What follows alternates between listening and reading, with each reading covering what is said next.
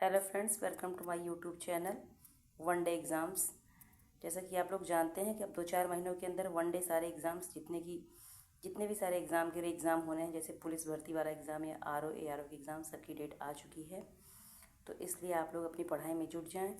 और ये हिस्ट्री का एक ऐसा क्वेश्चन है, 16 महाजनपद व उनकी राजधानियाँ, जो लगभग हर एग्ज़ाम में मैचिंग के लिए आ जाता है। 4 कोई भी महाजनपद दे देंगे और फिर उनकी राजधानियों को उलटफेर करके रख देंगे और आपसे मैचिंग करने के लिए कहा जाता है। यूपीपीसीएस के एग्ज़ाम में तो मैंने देखा है कि ये क्वेश्चन लगभग हर दूसरे साल रिपीट होता है कि कोई भी 4 महाजनपद दे दिया गया और उसकी राजधानियों को आपको सही से उसमें क्रम से लगाना होता है। तो इसलिए आप इसको कान में लेड लगाइए और बहुत ही 1 या 2 मिनट का वीडियो होगा ये, और सुनते रहिए 2-3 बार। आप अगर इसको रिपीट करके सुनते हैं तो कोई भी काम आप कर रहे हैं उसके साथ कान में लगा के सिर्फ इसको सुन रहे हैं तो आपका ये क्वेश्चन तैयार हो जाएगा। जैसे पहला महाजनपद है कुरु। कुरु की राजधानी इंद्रप्रस्थ। इसको आप इस तरह से याद कर सकते हैं कि कुरुक्षेत्र में युद्ध हुआ था, और कुरुक्षेत्र जो कि हम लोगों ने महाभारत में देखा है कि उसकी राजधानी इंद्रप्रस्थ का नाम लिया जाता था उस समय।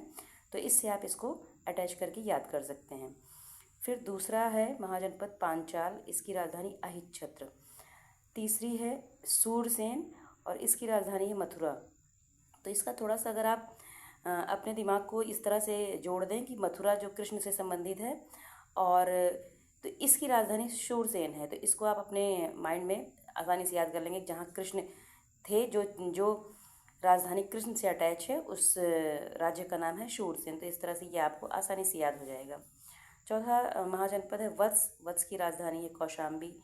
पांचवा महाजनपद है कौशल, जो कि अवध का क्षेत्र है, और अवध में अभी भी साकेत विश्वविद्यालय है। इससे आप इसको अटैच करके याद कर सकते हैं कि कौशल महाजनपद की राजधानी साकेत तथा श्रावस्ती थी।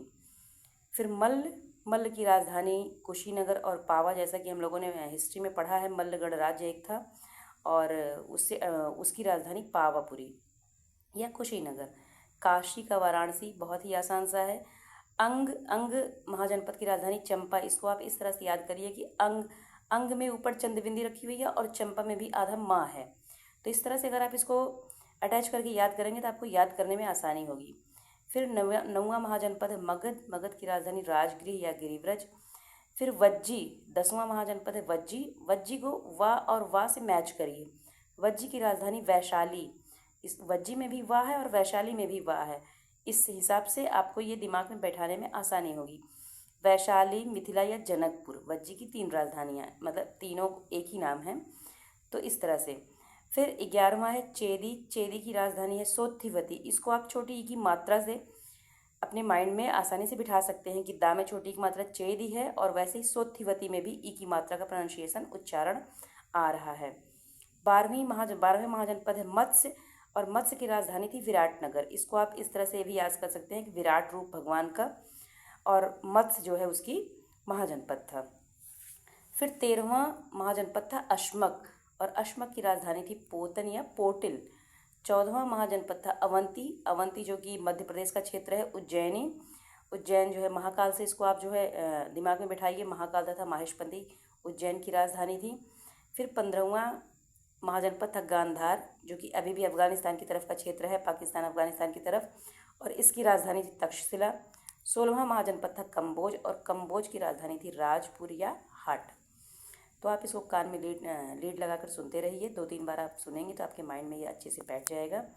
और ऐसे वीडियोस पाने के लिए आप चैनल को सब्सक्राइब करें, लाइक करें और शेयर करें, और अपना वन डे एग्ज़ाम की तैयारी करते रहें। Thanks for watching. थैंक्स।